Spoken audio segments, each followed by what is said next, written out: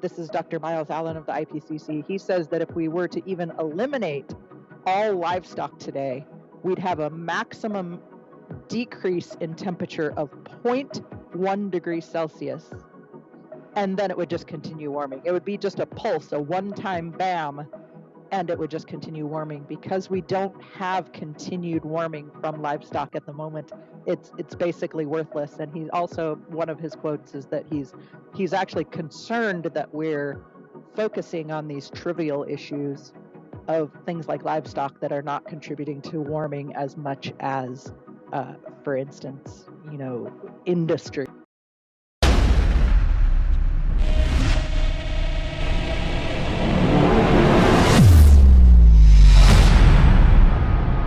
Hey guys, today we have a special episode with a very special guest. She is Carnivoreisvegan.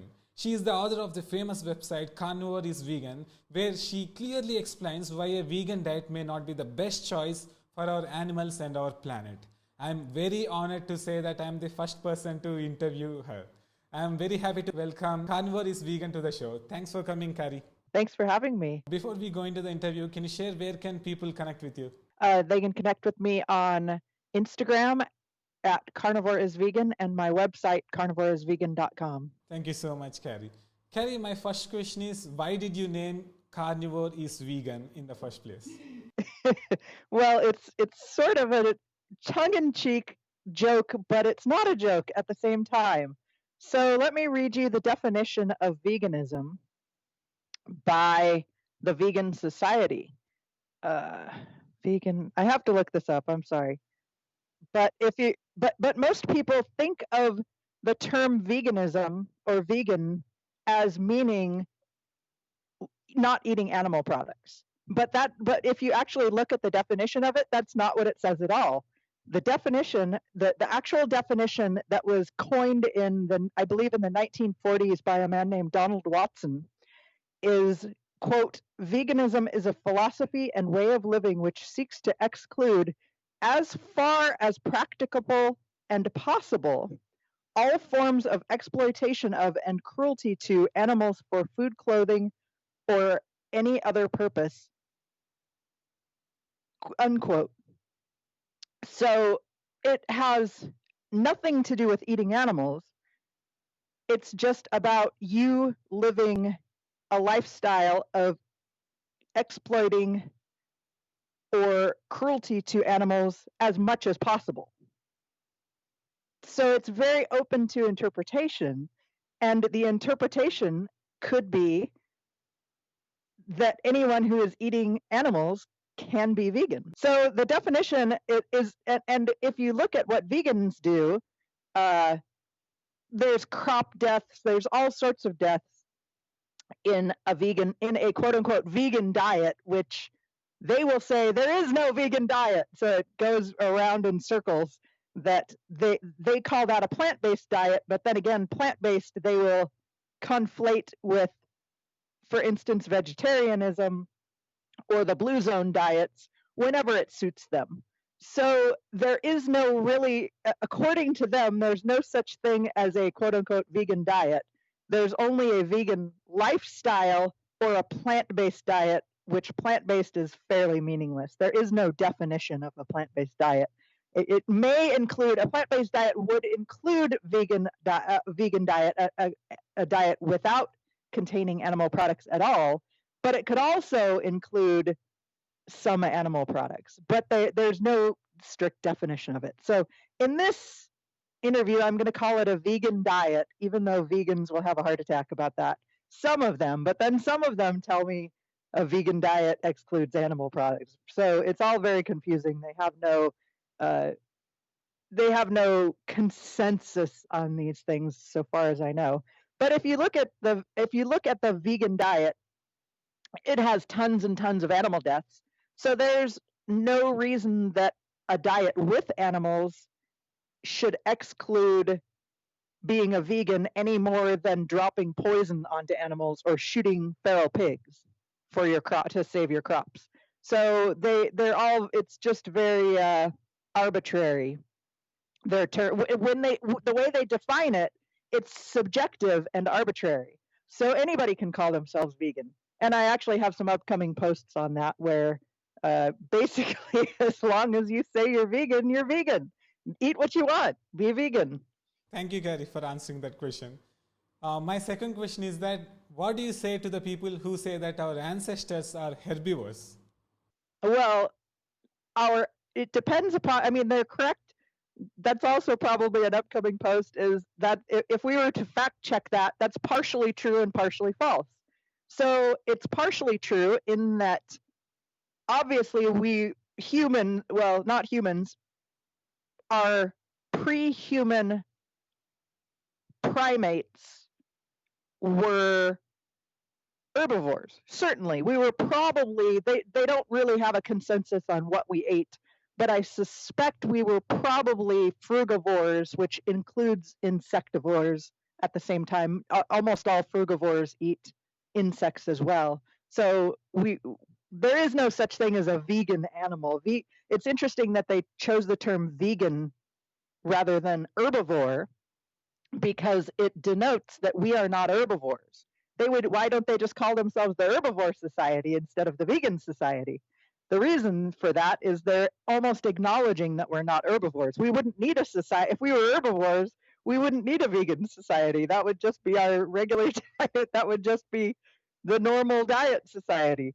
So in terms of before we were humans, we were most likely frugivores, although I don't know that there's a consensus on that we were frugivore insectivores, but it's very likely we were some form of herbivorous animal, probably close to a chimp or a gorilla. However, once we started to become human, we became human because of the inclusion of animal products. So there's never been a time that we were human that we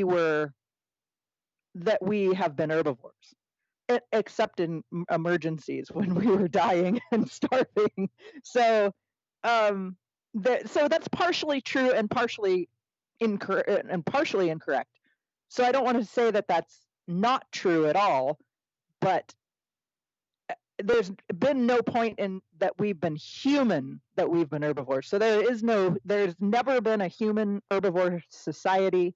There's never been a culture that's been herbivorous. There's never been a hunter-gatherer society that's been herbivorous. There's never even been a modern society of a culture of a large group of people that's been herbivorous or vegan, however you want to say that. But even in modern day, they will say, if you ask vegans, they'll say, "Oh yeah, there's a bunch of vegan cultures," and there's just not been. They'll give you the two that they will give is the Jains. I'm not sure if I'm saying that right, Jain in India, and you probably know much more about that than I would. But from my understanding, they have always drank milk, always had dairy products, and the Brokpa, which I'm not sure if I'm saying that correctly. There's a tribe supposedly in Pakistan, India border in the mountainous regions that they are nomadic pastoralists. They keep yak and sheep, and it's just ludicrous to think that nomadic pastoralists would be vegan, and they're not. They never were, but they will argue that they were. There's no study. There's not a single report of them being vegan, excluding animal products, and it would just be ludicrous to think that a nomadic pastoralist society would be vegan. So yes and no. Yes, we were probably herbivorous before we were humans, but at no point in time. We became human because of meat, partially.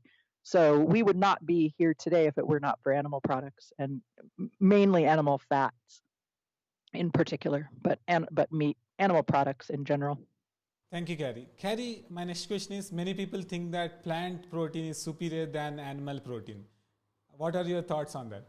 It's not my thoughts, it's the science, and the science says that animal proteins are far superior in terms of absorption and assimilation into our bodies. And for instance, beans, which are one of the best sources of plant proteins are about 1/3 absorbed with the same amount of protein. And there's quite a few studies on this. There was a recent study, which I don't know off the top of my head the name.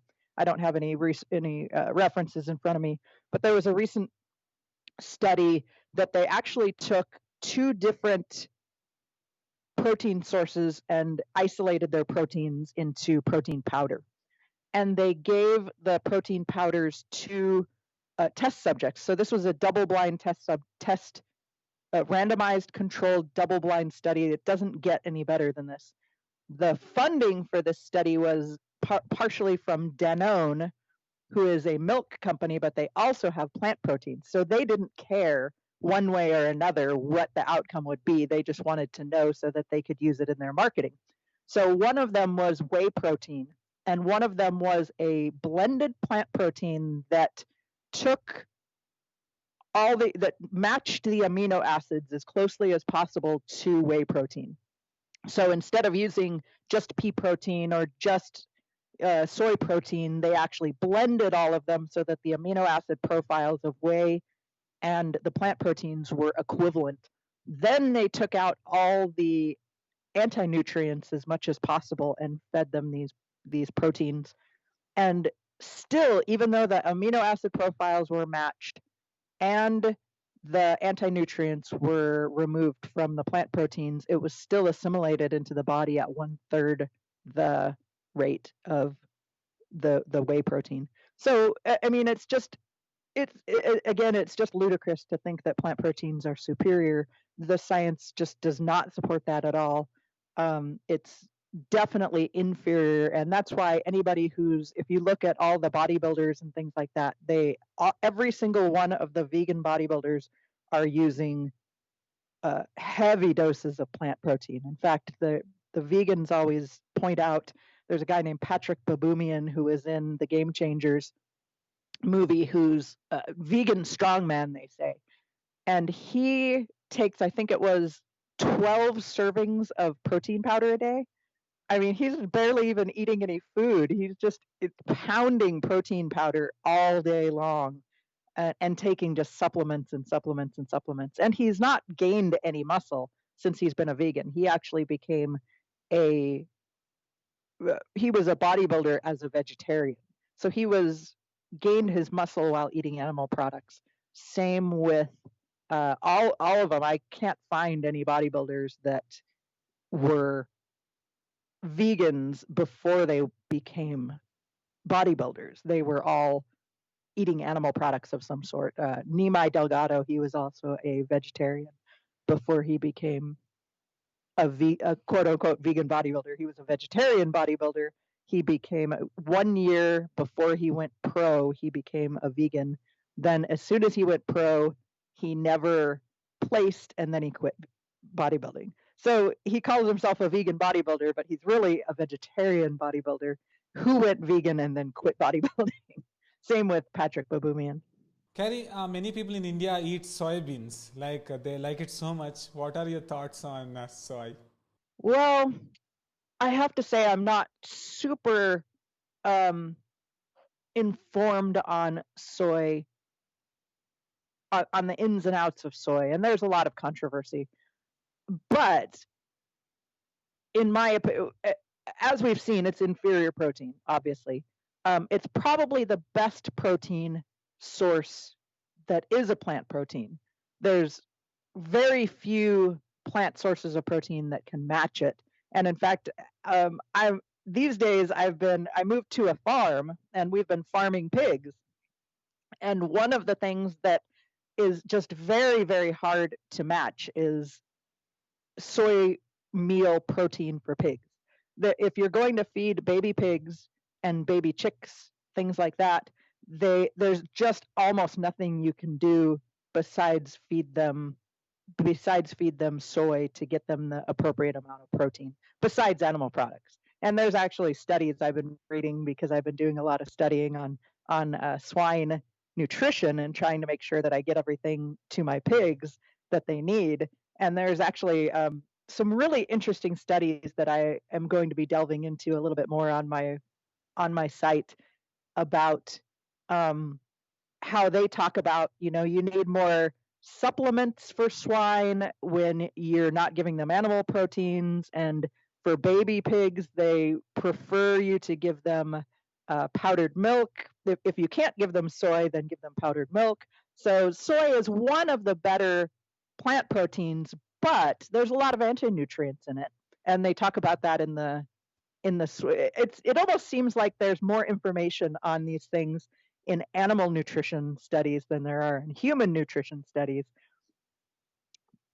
Whether that has to do with politics or not, I'm not sure, but it seems like it's more clean information on swine. Also, they grow quicker. They can get to be adults in 6 to 8 months. And so I think we have better information. And what's interesting is that the swine digestive tract is closest animal to our digestive tract.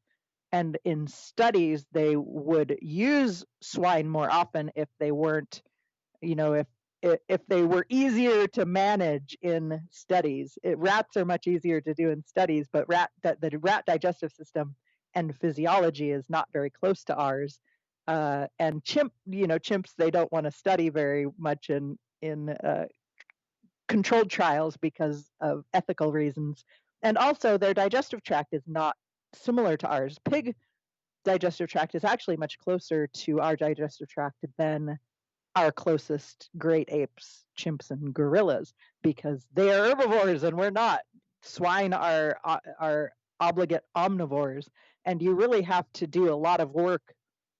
If you're not providing swine with animal products, then you really have to do a lot of work and a lot of studying to get them the right proteins. And soy is one of the few proteins that you really need to give them if you're not giving them animal products. However, there's downsides. There's anti-nutrients. And so most Asian cultures would have always fermented their soy when they ate it, and they usually just had it in condiment sizes. They didn't eat it as meals. And it's just an inferior protein. It's also been known to have some, again, this is controversial, some hormonal issues. I have seen for sure there's a dose relationship where people in studies that have had men with that have grown breasts, a condition called gynecomastia, they have definitely gone over a certain dosage. So perhaps soy is fine in smaller dosages if you tolerate it, if there's no allergens, if you can tolerate the anti-nutrients. But after a certain dosage, I think there's going to be big problems with hormones. And especially in children, we just don't know how it's going to affect these children who are getting these large amounts, because it's just never really been done. Kids need animal products, and human breast milk's the obvious first choice. But in lieu of that, if they're not able to do that, soy is not great, but it's cheap, and they could put it into formulas. So the next best choice is cow's milk. Animal milk's not necessarily cow's milk. Goat's milk would be fine too, but that's not a complete choice for children, so that needs to be supplemented with other things. So soy is okay in small amounts. I think we're going to see big problems with people eating it in larger amounts, especially if we see more and more people going vegan. But fortunately, maybe in India there's more people going vegan, but in the US, there's not really. There's a big push that they say more people are going vegan. It seems like more people are vegan because there's a lot more talk about fake meats. There's a lot more talk about veganism. But I have at least 5 polls on my website and my Instagram that show there's not any more vegans than there were 20 years ago. It's about 1%, and in the world, it's only about 0.1% of the population of the world is vegan, with most of those people who wouldn't want to be vegan if they couldn't, if they had the choice. A lot of those people don't have a choice but to be vegan because they just don't have access to animal products. So about 1%, 0.1% of the world is vegan, about 0.1%, 1% of the US and Britain are vegan. And those numbers just haven't really changed. It's kind of a propaganda piece saying that more and more people are vegan, more and more people are eating some fake meats, and the fake meat is going off the rails, and getting more and more people to try it. Maybe it's a fad, maybe it's not, we don't know yet, but there's no more vegans than there were 20 years ago, but even though it seems like it. Thank you, Carrie. Carrie, what are your thoughts on documentaries like Cowspiracy? Well, what's funny is Cowspiracy even has debunked Cowspiracy. So one of the biggest things about Cowspiracy that everybody repeats, all the vegans repeat over and over and over again, was that livestock represents 51% of total greenhouse gases in the world, which is just, I mean, if that's true, it's just outrageous. I mean, more than all transportation, more than everything else, more than oil companies that are spewing gases, smoke into the air. It just sounds so unrealistic, and it was. So I'll go into the details of it in a moment, but Cowspiracy has even retracted that down to 18%. And the authors of the study have retracted that down to 14.5%. And then there's even more nuance to that, because the 14.5% of livestock emissions, much of that is methane. And while methane is a potent greenhouse gas, the interesting part of it is that livestock methane is not potent because methane has a short half-life. As opposed to carbon dioxide, which stays in the atmosphere essentially forever. So there's a lot of science behind this that, is beyond my scope, but you can look into a guy named, what is his name? Let me check really quick. His handle on Twitter is GHG Guru. Frank, and his name is Frank Mitloehner, Dr. Frank Mitloehner of UC Davis, as well as Dr. Miles Allen of the IPCC. And they both discuss in depth about the new calculations for methane coming from different sources. So methane coming from, for instance, a fertilizer plant, an artificial fertilizer plant, creates new methane that goes into the atmosphere and is a potent potent warming greenhouse gas. Methane from livestock, because it's in a cycle, the cows eat grass, they produce, the grass is fermented, it goes into the atmosphere, but then that atmospheric methane comes back down to create grass in the form of carbon dioxide. It's just a cycle. And so after I believe it's a decade. Don't quote me on that. It could be a little long. It could be 2 decades. I'm not exactly sure. As long as the herd size of livestock is stable, then there's no new warming that is contributed by those livestock. So essentially, all of our livestock throughout the world, livestock herds have actually decreased, even though we've had an increase in meat eating, because we've become more efficient at producing them. We create bigger animals, we create them with less feed, more animals survive to adulthood. So we have a more efficient meat production these days. So we actually have a lower number of animals in the world, even though we have more animals that we're eating. So therefore, we have no new warming from livestock.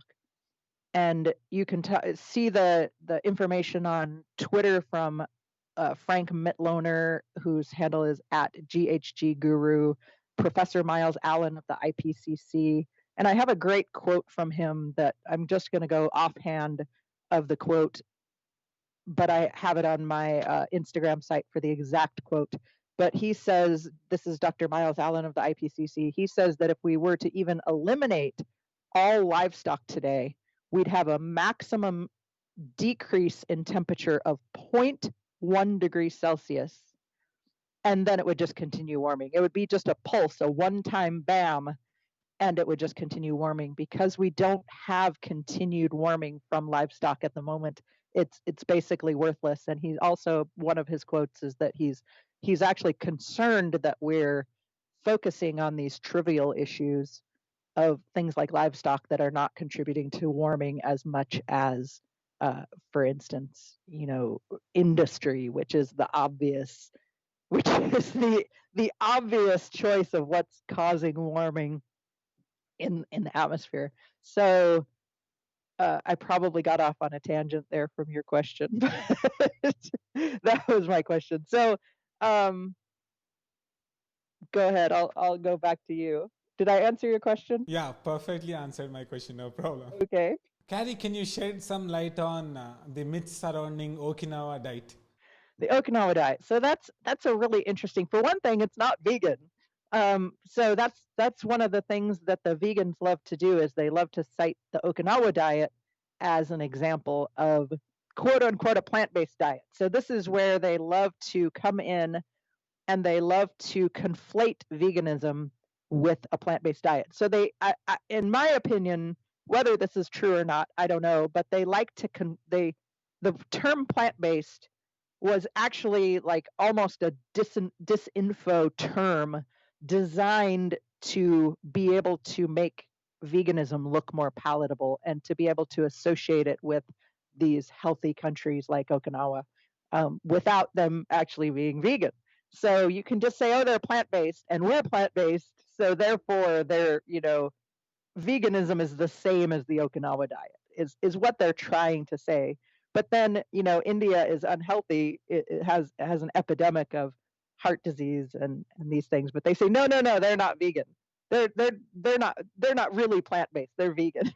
So it just depends upon what vegans want, what propaganda they want to promulgate, is whether Okinawans are quote unquote plant-based or not.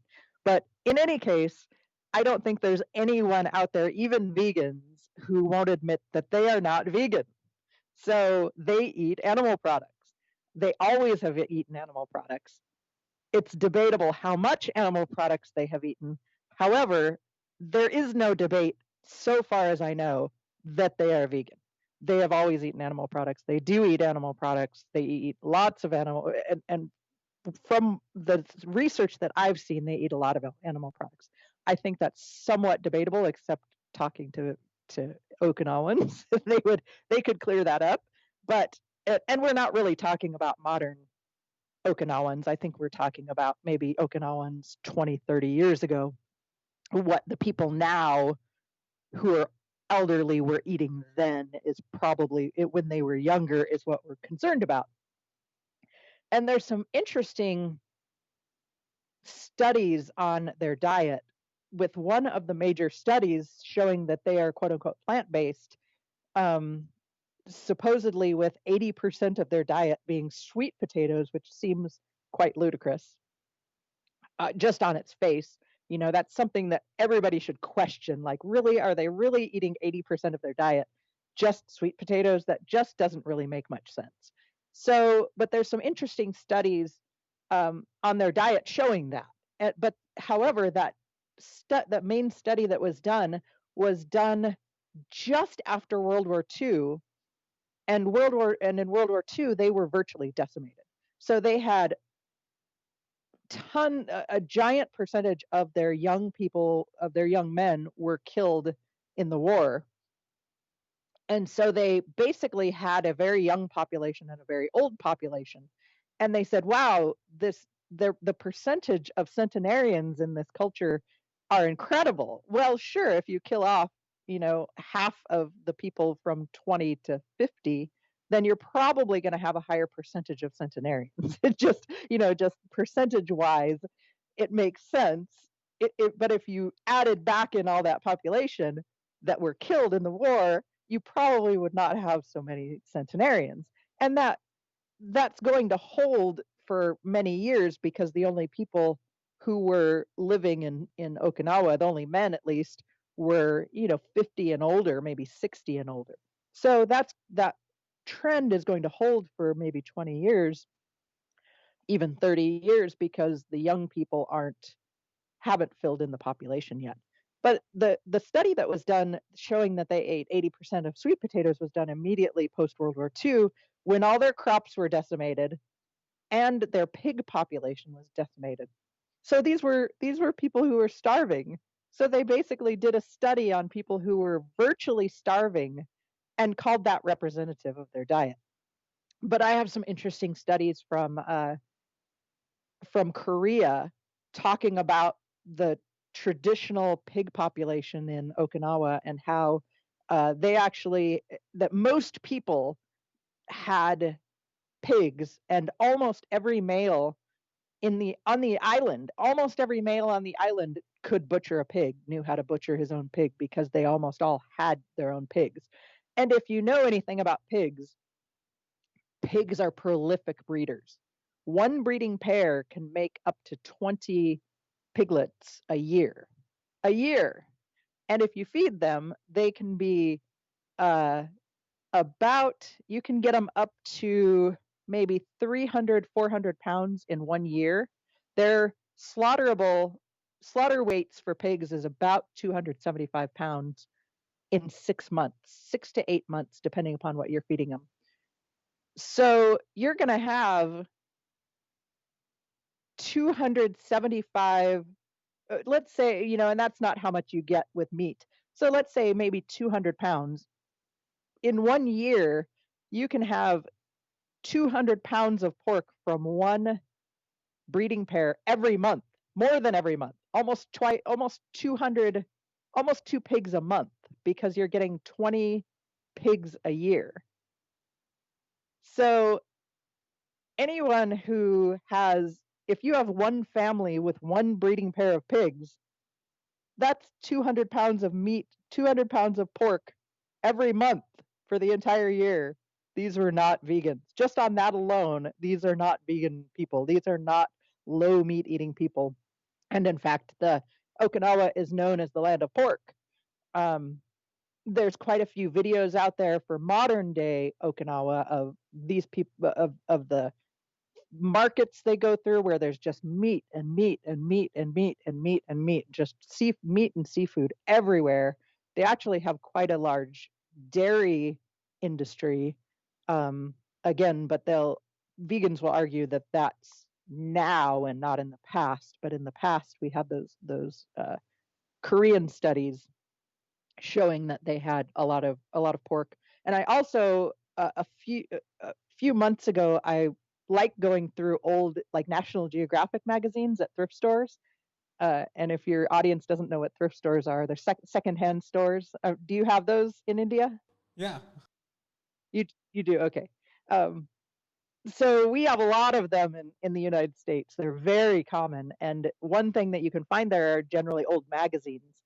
So I like to go through old magazines, especially National Geographic magazines, and look at old ones to find the truth of things.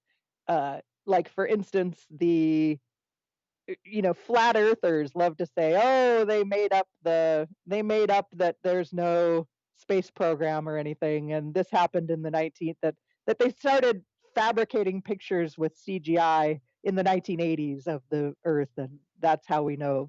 But I found, old National Geographics from 1960 showing the original moon pictures from when they went there that couldn't have been done with CGI.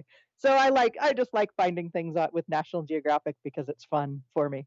And I happened to run across an old magazine. I think it was from the 60s on Okinawa, and they talked about meat and meat and meat and meat and meat, and they had a bare mention of their sweet potato growth. One of the things that they mentioned was their fishing industry. They're an archipelago. How could you not have a culture of fishing in an archipelago? Again, that's a extraordinary claim, that people who are living on an archipelago are not consistently eating seafood. It's almost ludicrous.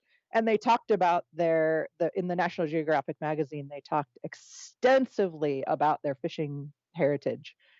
And they also talked about their controversial whaling industry and how they might be coming back with whaling and how that's a big controversial subject. And, you don't have a vegan whaling population. It's just so silly. So they're an archipelago. They also have feral pigs. They've always had the feral pigs, and they talked in the National Geographic about how they capture pigs and how the pigs destroy crops. And one of the ways that farmers have gotten to where they can capture the pigs is they feed them alcoholic beverages, and then they find sleepy pigs in the morning, and then they just kill them and they have pork for the year. So all the evidence points to at least a significant amount of pork and seafood in the Okinawan diet that they have always had. How much they did eat in the past certainly is up for controversy, but they're certainly not vegan. That can't even be a controversy as far as I'm concerned. If they are meat-based versus plant-based, sure, that may never be known, from the 1940s, 1950s, or before that, because actually we're looking at what happened. What we want to know is what happened before World War II, and I don't know that we have really good information on that. But it's unlikely that they were eating 80% sweet potatoes. Thank you, Carrie, for answering that. Carrie, can you share your thoughts on almonds? Almonds. You've been reading my posts. So almonds, specifically, vegans want alternatives to milk, and almond milk is one of those. But almonds are possibly one of the least vegan foods. I would make an argument that any animal product is far more vegan than almonds. So if a vegan is going to include almonds in their diet, that's just not vegan. There's no way to make that vegan. It's just not. So almonds are an interesting food. 80% of the world's almonds are grown right here in my state of California. And I drive through, I have a long video, several long videos showing me driving through the almond orchards in Central California.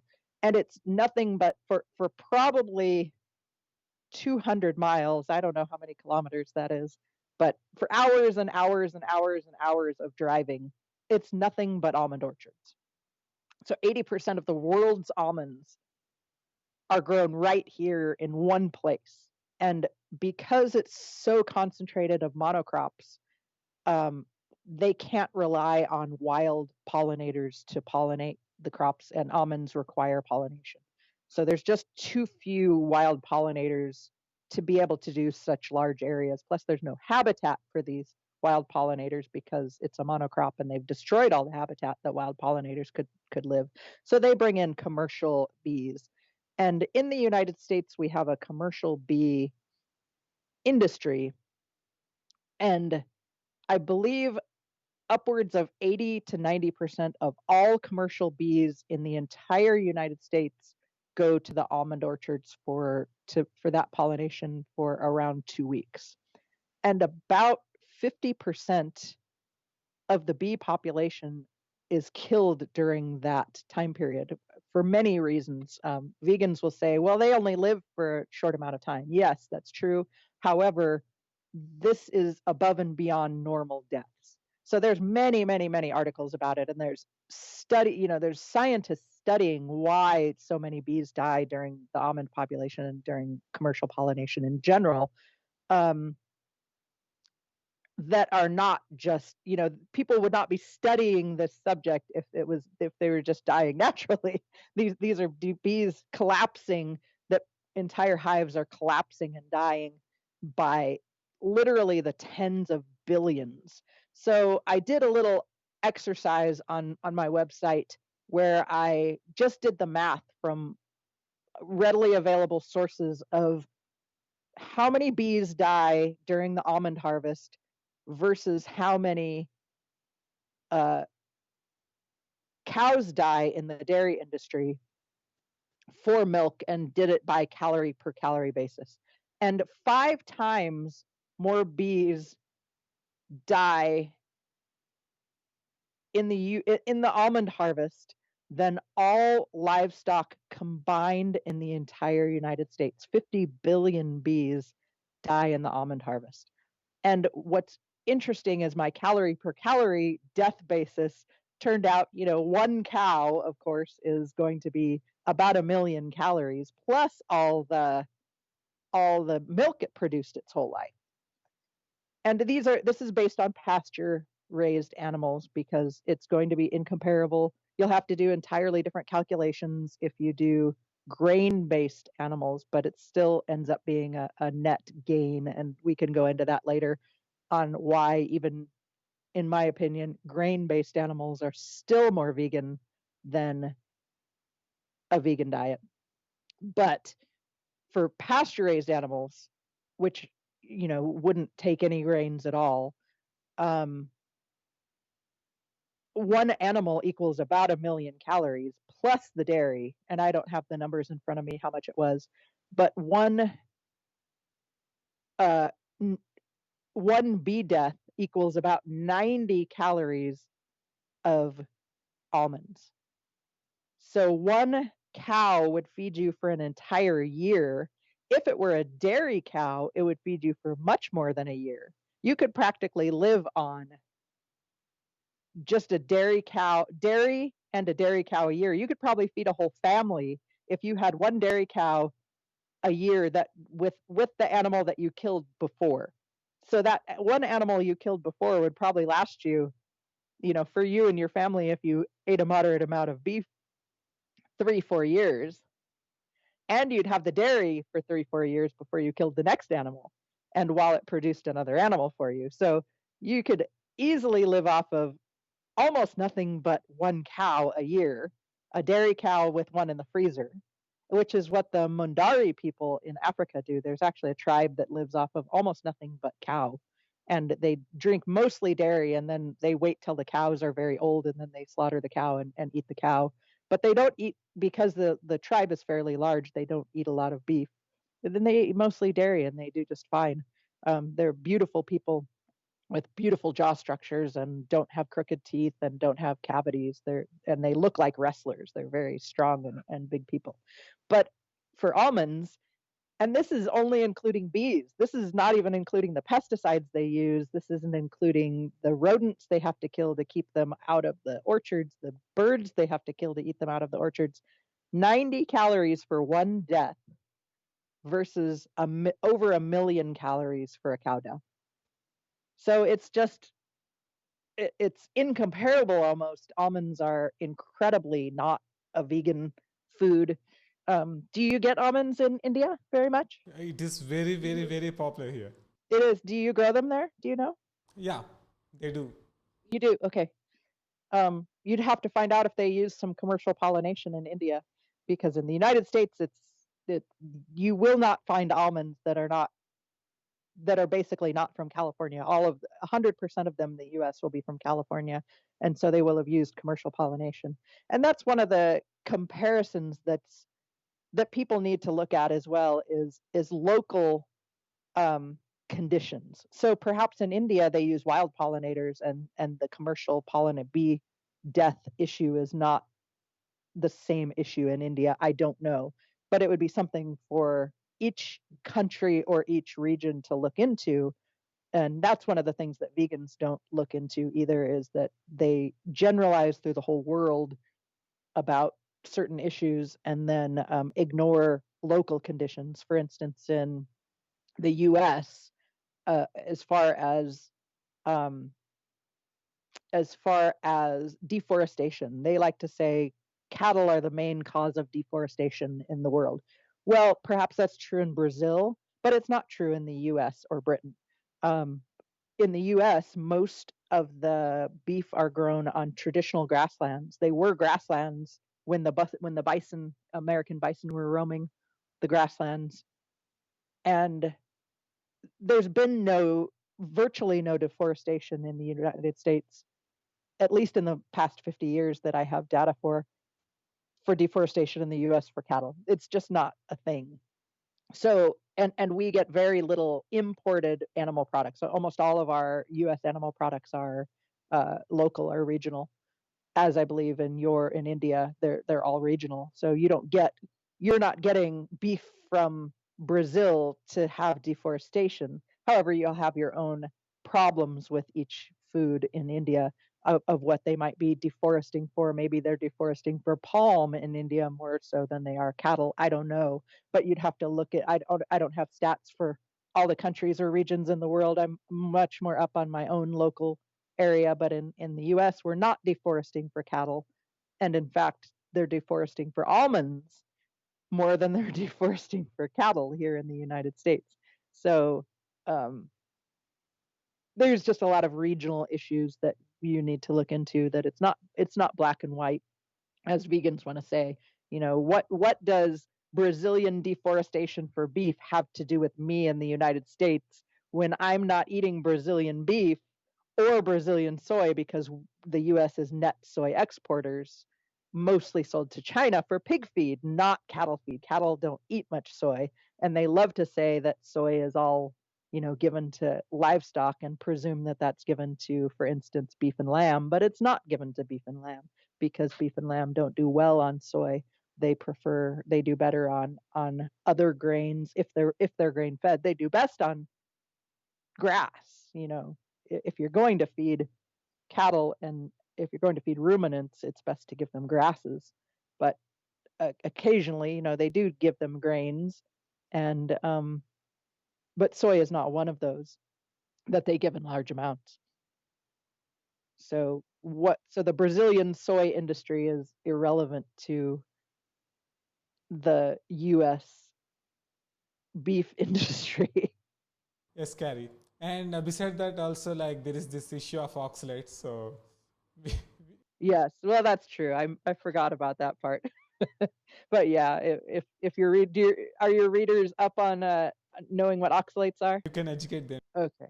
All right. So oxalates are a substance in almonds and many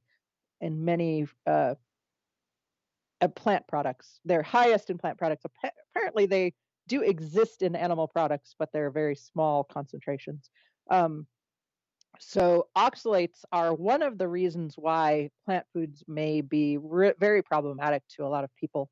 And there's a woman who, if your readers would like to know more about oxalates, I'm certainly not an expert on it. Sally Norton is one of the experts on oxalates. There's just no one comparable to her information on oxalates.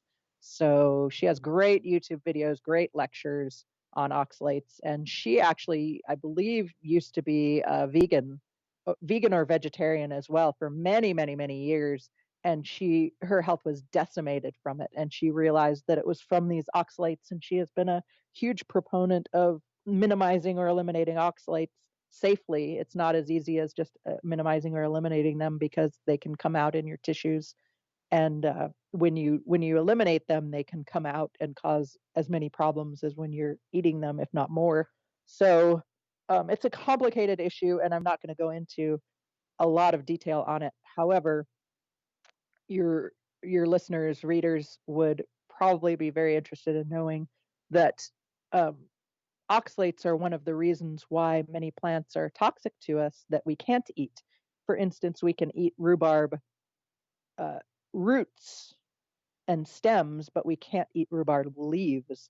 And that's because rhubarb leaves have a lot of oxalates in them. And interestingly, rhubarb leaves are not that much higher in oxalates than spinach. Spinach is one of the highest substances in oxalates in existence, at least in our food system that we eat that we would normally eat on a regular basis. So if you ate, and it's cumulative, and it can cause, their little oxalates are tiny crystals that are designed to, the plant builds up to prevent predators from eating them. They're a toxin in order to, that's one of the reasons why we talk about plant foods may not be as beneficial to us as we had originally thought. And oxalates are one of those reasons, because plants design themselves over evolution in order to prevent predation of animals, because they, like many have said before me, plants want to live. They don't want to die either. And that's a whole nother topic of plant sentience and things like that that I probably will not go into. That's a long topic and very controversial. But in any case, plants want to live. They don't want to die. They want to be able to live to reproduce. And if they're eaten, they can't reproduce. So they have built up toxins over many eons in order to prevent predation by animals who want to eat them. So, and oxalates are one of those. They damage the gastrointestinal tract. They can build up in the urinary tract and cause great urinary pain. They end up building up in the tissues, and that's in humans because we don't eat that much of them. In smaller animals, they'll kill them fairly quickly so that they don't have a chance to eat them again, because they're much higher concentration. If you're a snail, for instance, your body size is going to be 1,000th of that of humans. So if you intake the same amount of oxalates, you're going to die rather than just get sick. But so we avoid, for instance, eating rhubarb leaves. That's not a food for us. We consider that a toxic substance. We consider that inedible because of its oxalates. That's its only reason why it's a toxic substance to us. But if you eat enough spinach, you'll eat the same amount of oxalates that's in rhubarb leaves, and so it becomes a toxic substance. The problem with oxalates is that it builds up over time, because we do have detoxification systems. We have actually bacteria in our gut that can detoxify the oxalates in certain amounts. We don't have a great ability to detoxify oxalates, but we do have some ability to do that. And unfortunately, the overuse of antibiotics and things like that has killed off a lot of people's ability to detoxify oxalates. And so that makes it worse. There's some studies out there that show that many people are actually missing these bacterial organisms in our digestive tract that detoxify oxalates. So they're just unable to detoxify them completely. So these are people that are not probably going to do well on a vegan diet, because a vegan diet is going to have lots of oxalates. Nearly every plant has some concentration of oxalates in it. It just varies from plant to plant, with almonds, for instance, being a very high source, spinach being the extreme high source, with greens, kale, things like that being an intermediate source. And teas, I know in India you drink a lot of tea. Tea is a big source of oxalates. And I feel that I probably have some oxalate damage from, I used to drink iced tea all the time, just constantly. I would be drinking iced tea, and my oxalate issues are probably from drinking iced tea, I imagine, and not so much from the vegan diet that I did for several years. Thank you, Carrie. Carrie, actually, I have interviewed Sally Norton on this show, and she became a very close friend of mine. So, yeah, thanks for sharing that. Oh, great. Then you can refer them to her talk rather than my bad science. You explained it very clearly. Thank you so much. Carrie, can you talk about vegan centenarians? Vegan centenarians are that they don't exist. So they actually do exist. There's been two that I'm aware of, and I have looked through many sources. In fact, I randomly came across a publication of, and I don't remember the name of it. I'm sorry. It's a vegan society. It's a vegan magazine that's been in existence for decades, and they had a they have a section in each magazine that was obituaries. And they have all of their magazines for decades categorized. They have them on the internet on this one website that had all of their magazines,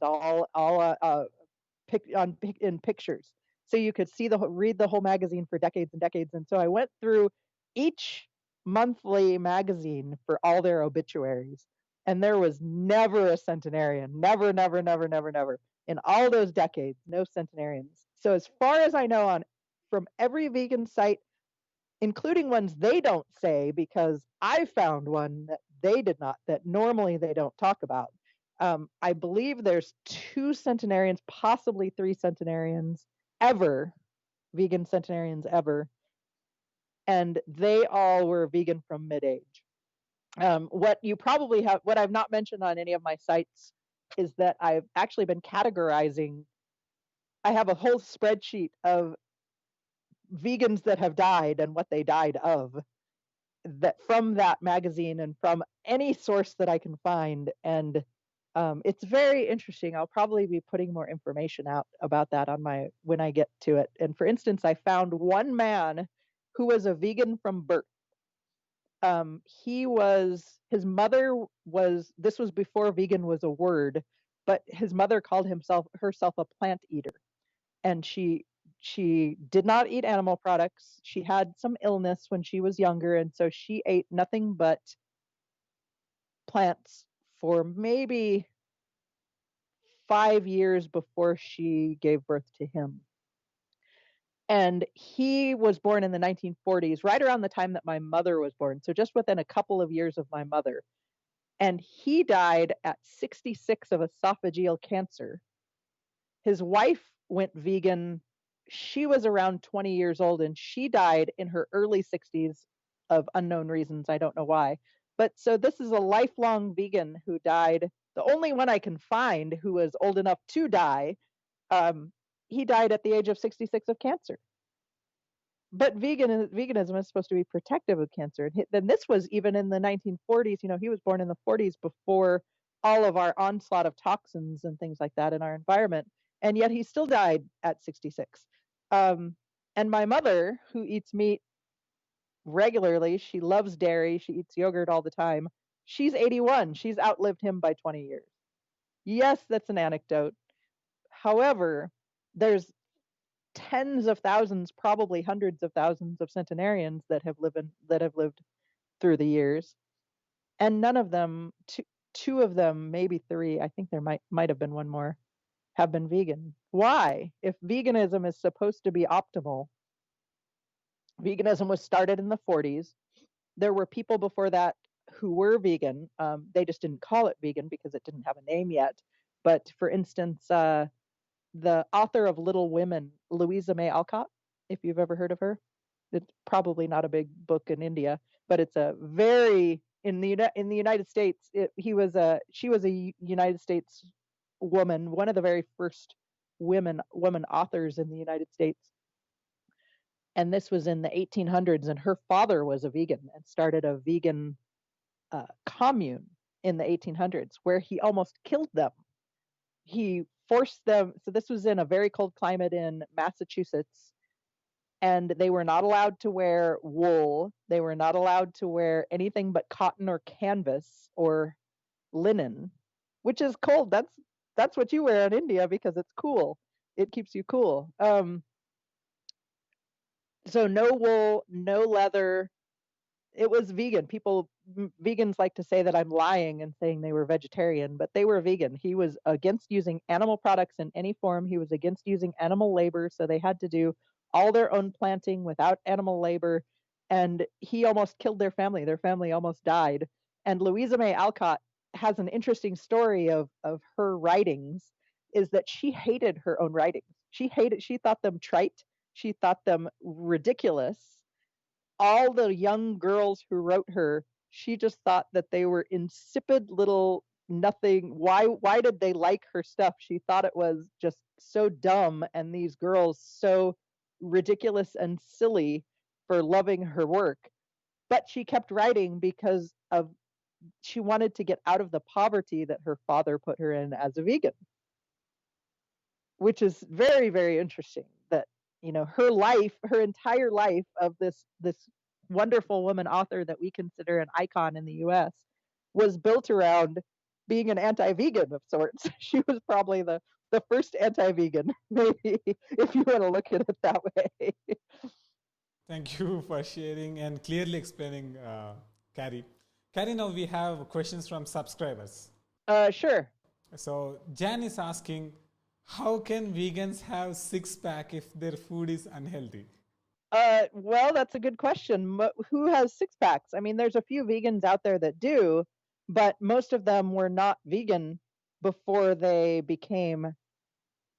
got six packs. And six pack, you can have a six pack if you're lean. Veganism makes you lean, and having a six pack does not make you healthy. So if you're determining health based on having a six pack, that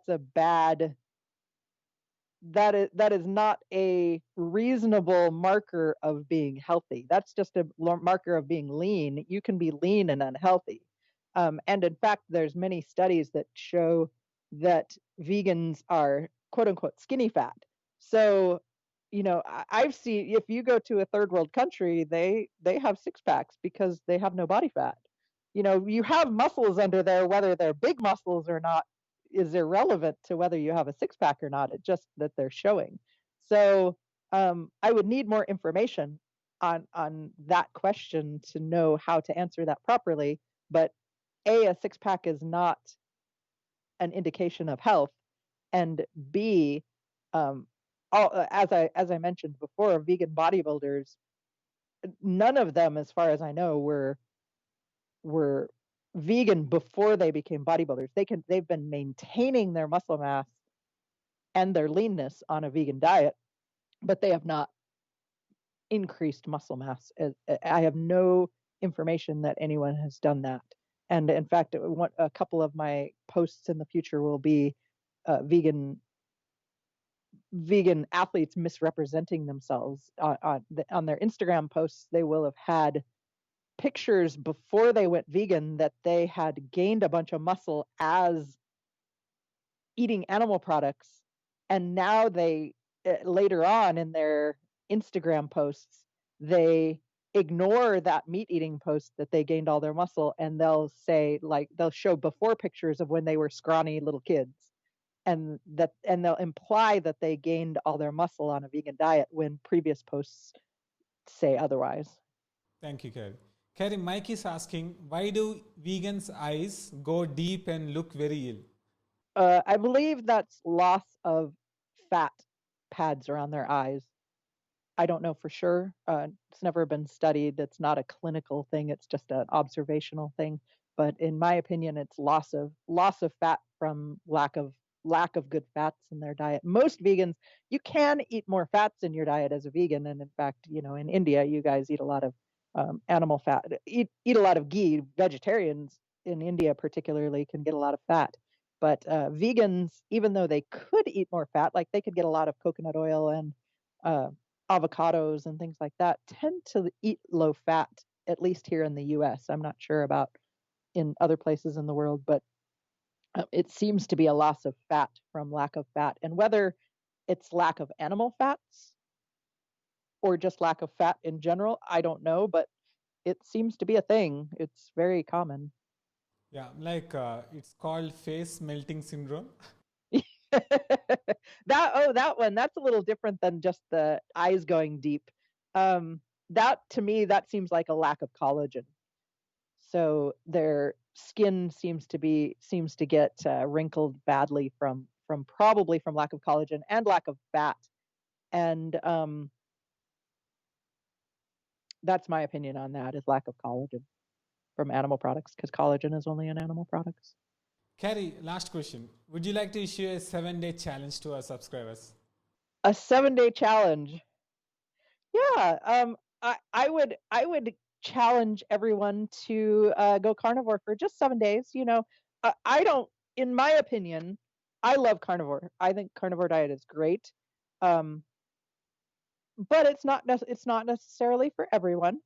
But what it is great for, and it's not necessarily something that people are all that people are going to want to do forever. we enjoy fruits, we enjoy some vegetables. It's not a religion. Veganism is a religion. They demand that you be vegan forever, and that if you eat an animal product, it's a bad thing. But with the carnivore diet, it's mainly, at its core, what I believe it to be is an elimination diet. And I think that it's great to eliminate all plants for a while and see how you feel. And I would actually recommend people try it for 30 days. I don't know that you'd see great benefits in 7 days. It's possible, but I think doing it for a longer period of time is more helpful. But even if you could try it for 7 days, I think a lot of people would get some benefit from just even a 7-day elimination of plants, even if they don't ever plan to, be on a carnivore diet and eliminate plants forever. Just try it. Just try it for 7 days, and if you like it, go for 30 days and see what happens. So just break out of the paradigm that plants are good for you and try it for yourself and see if eating no plants makes you feel better or worse. Try it for yourself. Thank you, Carrie. Carrie, can you once again share where can people connect with you? You can connect with me on my Instagram account, which is my handle there is Carnivoreisvegan, and on my website, which is carnivoreisvegan.com. Oh, thank you so much, Carrie, for coming to the show and helping us to learn great things. So thank you once again. Thank you so much for having me. This was really fun, and I'm glad you were my first interview that I've ever done. Thank you, Carrie. Please subscribe to BNS Goku Great.